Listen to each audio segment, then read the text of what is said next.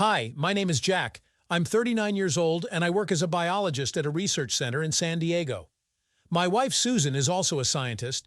She works in biochemistry and is constantly staying late in her lab, engrossed in her latest experiment. We've been married for almost 10 years, but we haven't had children yet. We just can't seem to find the right time.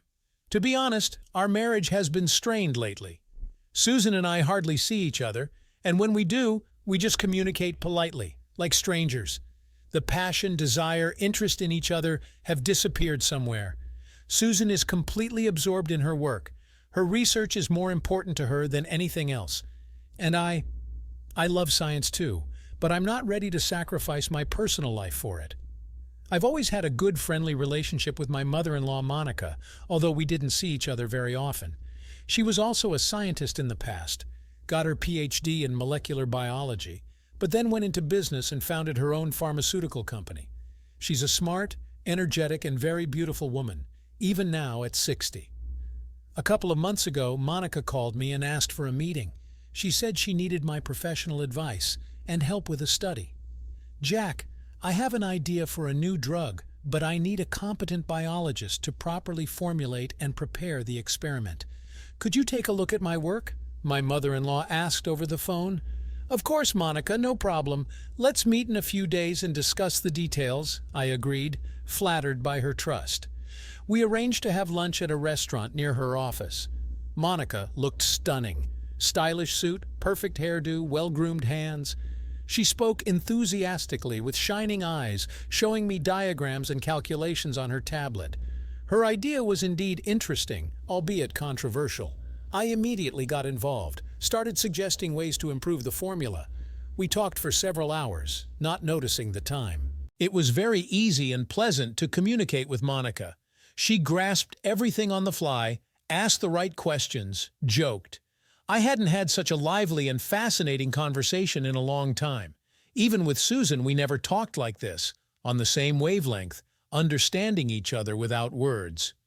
You know, Jack, I'll need your help further. I can't handle this project alone, Monica suddenly said, smiling mischievously. I'll be happy to help in any way I can. I'm interested in this myself, I replied sincerely. Wonderful.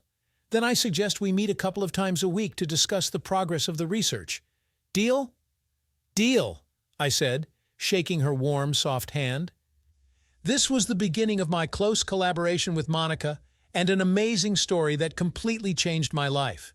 Who could have thought where an innocent offer from my mother-in-law to help with scientific work would lead? Monica and I started meeting regularly to discuss her project. Sometimes at her office, sometimes at cafes, sometimes at my lab when we stayed late over calculations. These were amazing, inspiring meetings. We could spend hours enthusiastically arguing about drug mechanisms, building hypotheses, sharing the latest scientific news. Monica had a kind of indescribable lightness, brilliance. With her, I felt young, energetic, ready to move mountains. She laughed at my jokes, looked at me with admiration when I shared my ideas. Next to her, I felt valued, cherished, something that hadn't happened in my marriage for a long time. Gradually, our conversations went beyond purely scientific topics. We started sharing personal things, experiences, memories, even secrets. Monica told me how hard it was for her after divorcing her husband, how she raised her daughter alone and built her business. And I complained about the cooling in my relationship with Susan, about how we had become strangers. Oh, Jack, I understand you so well. Lack of attention, physical and emotional intimacy in marriage. It's terrible. I wouldn't wish it on anyone. A person just goes crazy from loneliness, Monica would say, looking at me sympathetically. Exactly, going crazy. That's spot on. Sometimes I feel like I'm the last person on earth, I would smile sadly. You're wonderful, Jack. A talented scientist and a great guy. Susan just doesn't understand her luck if she doesn't cherish you, my mother-in-law would assure me warmly. Her words and looks made my heart race wildly. I don't know what came over me, but I suddenly started seeing Monica not just as a mother-in-law and colleague, but as a very attractive, desirable woman. I increasingly caught myself admiring her, looking for excuses to touch her once more, to inhale her delicate floral perfume. Monica also started behaving differently. casting long, meaningful glances at me, casually touching my knee under the table, smiling shyly. One day, when we were sitting late in my office, Monica said she was tired and wanted to stretch. She reached out, rubbing her stiff neck. "Jack, be a friend. Massage my shoulders. Everything's stiff from sitting for so long." "Of course. No problem," I swallowed, replying. I carefully placed my hands on her shoulders and began to knead the stiff muscles. Monica's skin was so soft, velvety. I flushed with heat from this touch. It seems Monica also got nervous. She started breathing heavily and leaned back slightly. At that moment, my phone rang, making us jump apart. It was Susan. Her voice sounded irritated. "Where are you? I've been waiting for you at home for an hour. We agreed to have dinner together." "Sorry, dear, I got held up. I'll be there in half an hour," I mumbled, frantically thinking of how I would justify myself. When I returned to the office, Monica was gone. There was a note on the table. "Thanks for the massage and pleasant evening. See you tomorrow. M." All the way home, I couldn't find peace. What was that? Was Monica deliberately flirting with me? Or did I just imagine it? I felt guilty for having such thoughts, and at the same time, anticipation for future meetings. Susan at home didn't even notice my confusion. She was engrossed in some article in a scientific journal and absent-mindedly chewed her cold dinner without looking up from her reading. We exchanged a couple of meaningless phrases and went our separate ways. There was a dull ache in my chest. When did everything go wrong in our marriage? Since that evening, the tension between Monica and me had been growing. It was as if it sparked in the air when we were near each other. I was burning with conflicting feelings.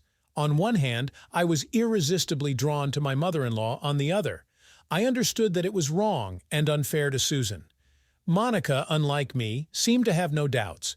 She became more and more flirtatious and pushy. She would casually press her hip against me, smile meaningfully, or make a joke with subtext. I resisted with all my might, averted my gaze, tried to keep my distance, but it was becoming increasingly difficult. The culmination came when we were working in her lab late one evening. Monica was enthusiastically explaining something about the structure of a new protein, and I couldn't take my eyes off her lips, so bright, clearly outlined, moistly gleaming. Suddenly she fell silent mid-sentence, noticing my state. "Jack, what's wrong with you? What are you thinking about?" Monica asked quietly. Her voice sounded either surprised or anticipatory. I began and faltered. My thoughts were muddled, my throat dry. She came closer, looking into my eyes. The smell of her perfume made my head spin. "Jack, I can't take it anymore. I'm going crazy with desire. You feel it too, don't you?" Monica whispered, her hot breath on my face. Before I could say a word, she pressed her lips to mine in a passionate, ardent kiss. My head spun. All the arguments of reason evaporated without a trace. I pulled Monica close and returned the kiss with all the accumulated desire. What followed is remembered in fragments, as if in a feverish delirium. Trembling hands frantically ridding each other of clothes. Sweeping everything in our path, we climbed onto the table, not breaking our embrace.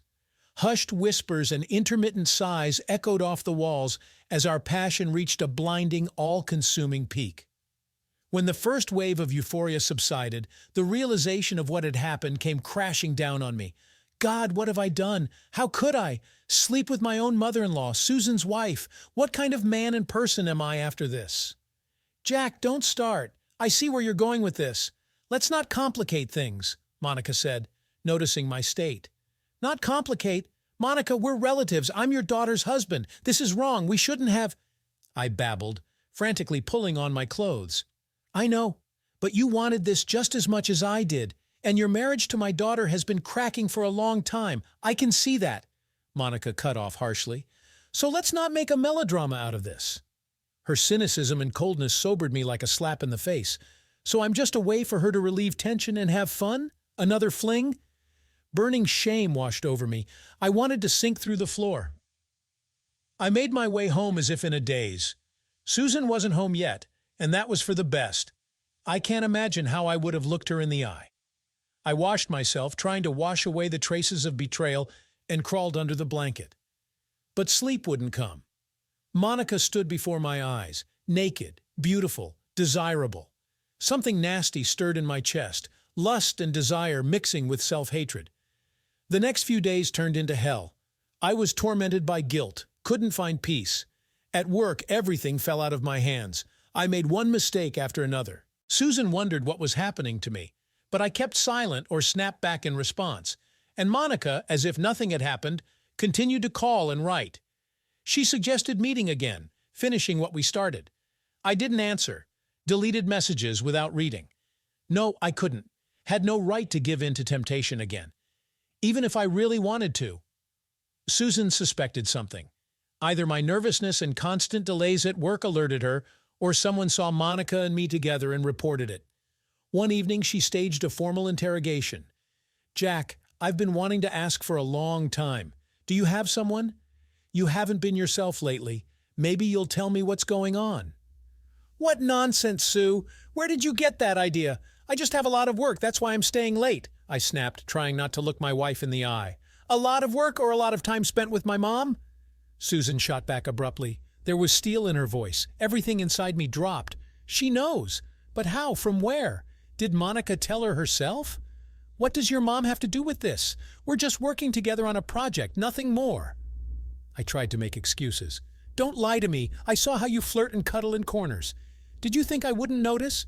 What a scoundrel you are, Jack." Susan hissed, spitting. She lunged at me with her fists, and I barely managed to catch her hands. Susan fought back, screamed, called me every name in the book, and then suddenly went limp and burst into tears. "Why are you doing this to me? Haven't I done enough for you? I love you, you bastard!" she sobbed, smearing tears across her cheeks. Her sobs made me feel so painful and ashamed that I wanted to hang myself. This is the price for a moment of weakness. How to beg for forgiveness now? How to atone for guilt? Susan didn't talk to me for several days. She demonstratively ignored me, slept on the couch in the living room. I was miserable, not knowing how to smooth over the situation. Monica, upon learning of the scandal, began to attack with double force. "Jack spit on her. She drove you to this with her neglect. Now she's playing the victim.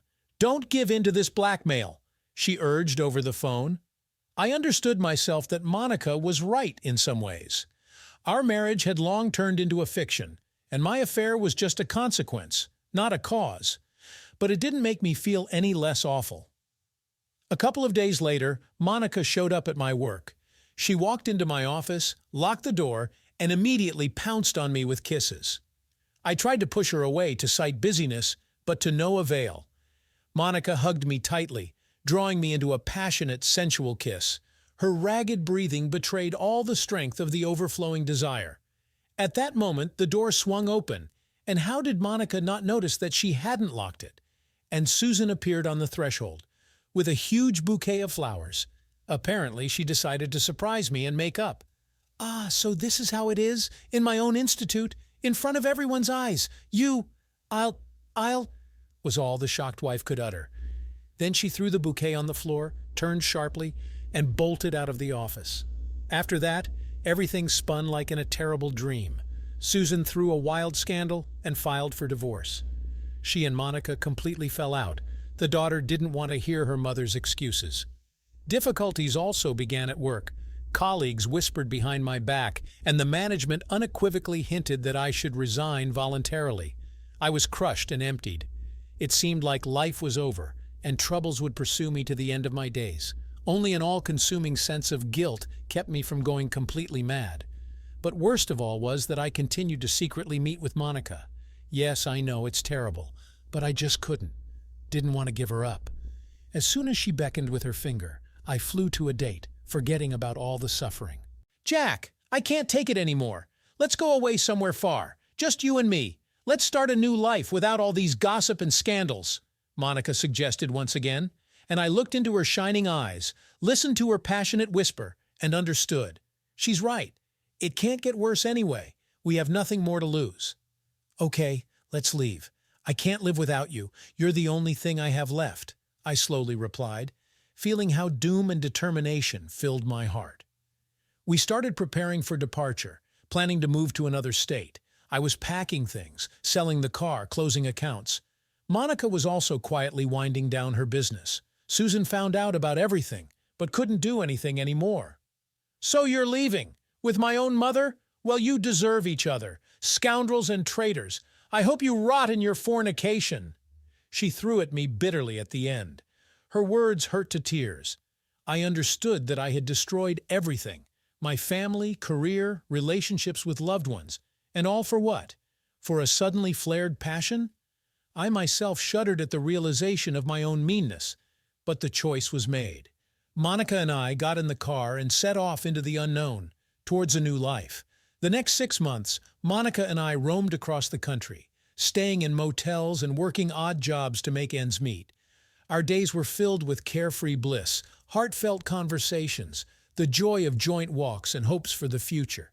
It seemed the whole world belonged to us too, so free, in love and happy. But gradually the euphoria began to fade. Everyday difficulties, fatigue, and misunderstandings began to plague us. It turned out that Monica and I were too different. She loved parties and entertainment, while I longed for a measured life. She was annoyed by my absent-mindedness and inability to manage money, and I was annoyed by her incessant desire to command. Unnoticed by ourselves, a chill crept into our relationship. We argued over trifles, sulked at each other for long periods, and then we would make up just as suddenly, engaging in unbridled sex. Again we swore eternal love and built castles in the air. Jack, I'm tired of this wandering life. Let's settle down somewhere. We'll rent a house. You'll find a normal job, Monica would bring up for the 100th time. Easy to say. I'll find. Who needs a scientist with a tarnished reputation? I would reply gloomily. Here we go again. You're so stubborn, Jack. You're complicating everything yourself. And we would argue and slam doors again. But there was nothing to be done. It was time to settle down. We rented a tiny house on the outskirts of a provincial town. Monica got a job as an administrator in a spa salon, and I made do with odd jobs. We were constantly short of money. The former passion gradually faded away, giving way to fatigue and irritation. One day at dinner, I couldn't stand it anymore and said, "You know, Monica, I think we made a mistake. We ran away, made a mess, but we didn't become happier." "What do you mean by that?" She tensed. "Maybe we should take a break, live separately, think about what we want from life." "Oh, is that so? So you've had your fun and now you're bailing, after everything I've done for you?" Monica flared up. "Exactly. After everything you've done for me." "I wish you hadn't done it," I said with a bitter smirk. She burst into tears and ran out of the room, and I suddenly felt an incredible relief, as if a mountain had fallen from my shoulders. Has it finally dawned on me? I had become a hostage to my own mistake, a hostage to Monica and our illusory love. The next day I packed my things and left. Of course, Monica tried to get me back. She begged, threatened, sobbed on the phone. But I had already made up my mind. Even if Susan never forgives me, I will at least try to beg for forgiveness and start life anew. I returned to our city and went straight to Susan. I stood at the apartment door, not daring to ring. What if she slams the door in my face? What if she kicks me out, and rightly so? But Susan opened the door. She measured me with a long, heavy look, but let me in. We talked all night. Frankly, openly, like never before. I told her everything without hiding anything, not concealing or embellishing. After all, this is the only way to regain trust. Through honesty, no matter how bitter it may be. "Jack, don't think I'm forgiving you. You've caused me too much pain. But I'm grateful that you found the strength to admit your mistakes," Susan said towards morning. "Let's try to start over, very slowly and carefully, as friends, and then we'll see how it goes." I didn't hope for more. I hugged her, inhaling the familiar scent of her hair. For the first time in many months, I felt like I was coming home. I had a long road of atonement ahead of me to regain Susan's trust. But I was ready to do anything, just to feel loved and worthy again. 2 years have passed since then. It's probably too early to talk about a happy ending, but there have been some positive changes. My wife and I are together again, not yet as spouses, but at least as friends and partners. We go to a family psychologist together, learning to listen to and understand each other.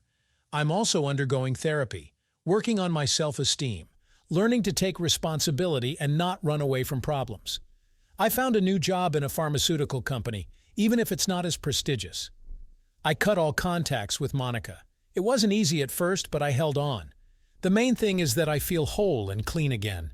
Of course, memories of Monica and our affair will haunt me for a long time, maybe for the rest of my life.